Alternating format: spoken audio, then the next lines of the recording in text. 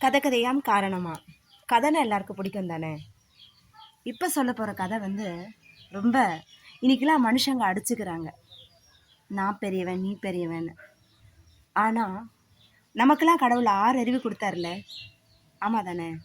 ஆனால் பறவைகளுக்கு பாருங்கள், விலங்குகளுக்கு பாருங்கள், மரம் செடிகளுக்கு பாருங்கள், இறைவன் எல்லாருக்குள்ளேயும் இருக்கிறாரு, ஒரு ரூபத்தில் இருக்கிறாரு. ஆனால் இதில் அதிகமாக கர்வம் கொள்வது மனுஷன்தான், நான் பெரியவன்.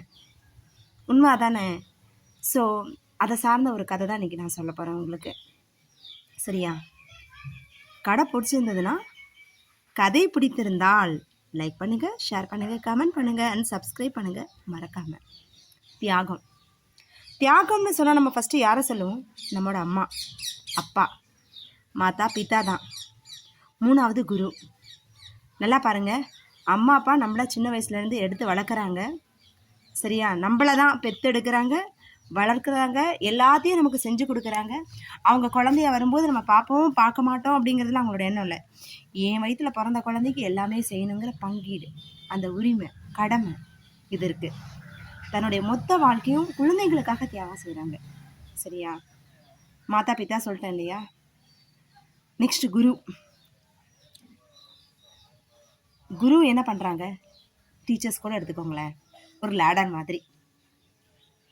இன்றைக்கெலாம் நிறைய இடத்துல தனியார் பள்ளிக்கூடம் மெயினாக அவ்வளோ திறமை இருந்திருந்தாலும் இந்த வகுப்பில் தான் ஒரு டீச்சர் இருக்குன்னா இருப்பாங்க.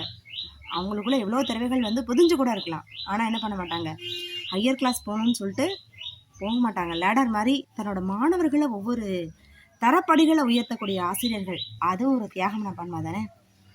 சரியா? நெக்ஸ்ட்டு பாருங்கள், தெய்வம் கூட தியாகம் பண்ணுது. யாருக்கு?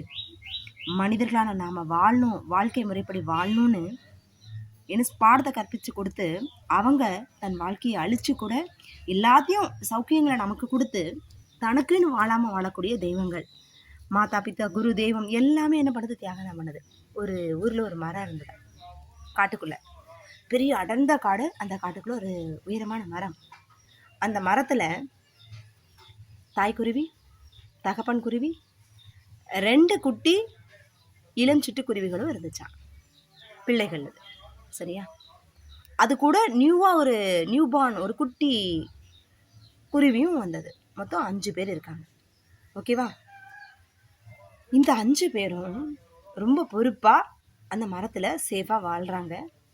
ஒரு நாள் அந்த காட்டுக்கு ஒரு வழிப்போக்கர் வராரு.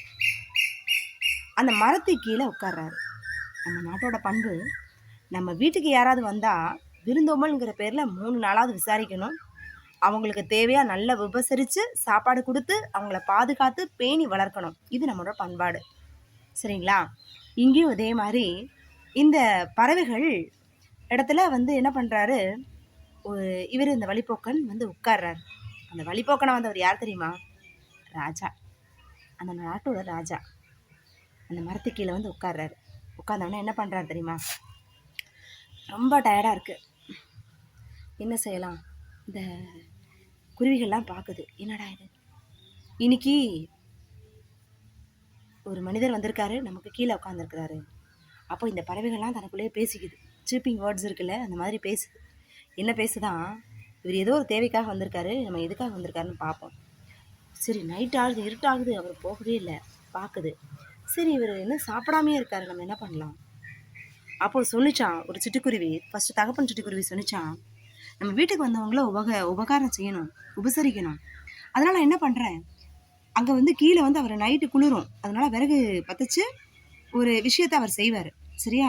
அந்த பேர்னிங்கில் என்ன பண்ணுறேன், நான் என்னை இழந்து அவருக்கு பசிக்கு ஒரு வேளை உணவு கொடுத்துட்றேன். நீங்களாம் என்ன பண்ணுங்க, உயிரோடு நல்லபடியாக வாழணும், ஒரு தகப்பனான என்னோட கடமைன்னு சொல்லி அந்த தகப்பன் சிட்டுக்குருவி சொன்னிச்சான். உடனே மனைவி சிட்டுக்குருவி சொன்னிச்சான், என் கணவனே இறந்ததுக்கப்புறம் எனக்கு எதுக்குங்க வாழ்க்கை, எனக்கு வேண்டாங்க. என்னுடைய கணவனுக்கு பதிலாக அப்போ தாய்க்குட்டி சொன்னிச்சான், எனக்கு நீங்கள் வந்து நெருப்புக்குள்ளே விழாதீங்க, நான் செத்து போகிறாங்க, வேண்டாங்க அப்படின்னு சொன்னிச்சான். இப்போ 2 பேர் ஆர்குமெண்ட் பண்ணும்போது என்ன பண்ணிச்சா, தகப்பன் குருவி உடனே உள்ளே குதிச்சிருச்சு. அவருக்கு, ராஜாவுக்கு பசி தாளலை. 2வது இந்த தாய் சிட்டுக்குருவி இருக்குல்ல, அப்போ சொன்னிச்சான், அப்பா கடமையை முடிக்கிறதுக்காக இறந்துட்டாருமா குதிச்சு, அப்பாவு சாப்பிட்டும் கூட அவருக்கு வந்து பசி தீரலை.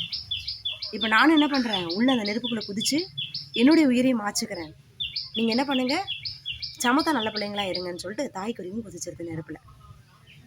இந்த 2 சிட்டுக்குருவிகள் பெரிய சிறுல அது பார்க்குது. பார்த்துட்டு அப்பாவும் இறந்துட்டாங்க, அம்மாவும் இறந்துட்டாங்க. சரி, இப்போ அவர் பசியோடு இருக்காரான்னு பார்க்குது. இன்னும் பசி தீரலையே அப்படின்னு என்ன பண்ணுறாரு, வதியர் அப்படியே தடவி பார்க்குறாராம். அப்போ வந்து பார்த்தீங்கன்னா 2வது இந்த குழந்தை சிட்டுக்குருவிகள் இருக்குல்ல, அது ரெண்டும் குதிச்சிருது. குதிச்சு அப்பவும் அவர் சாப்பிட்றாரு. அவரோட பசி தீரல.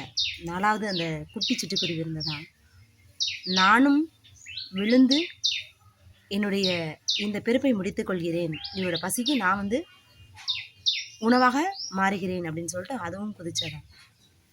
இப்போ இந்த ராஜா மரத்து மேலே பார்க்குறாரு, வெறும் கூடு மட்டும் இருக்கு. அவருக்கு அழுக சொல்ல முடியல. பா, இந்த பறவைகள் தன்னோட உயிரை கொடுத்து என் பசியை போக்கியிருக்காங்களே, நான் ஒரு மனிதன் தானே, எனக்கு ஏன் இந்த எண்ணம் வரலை?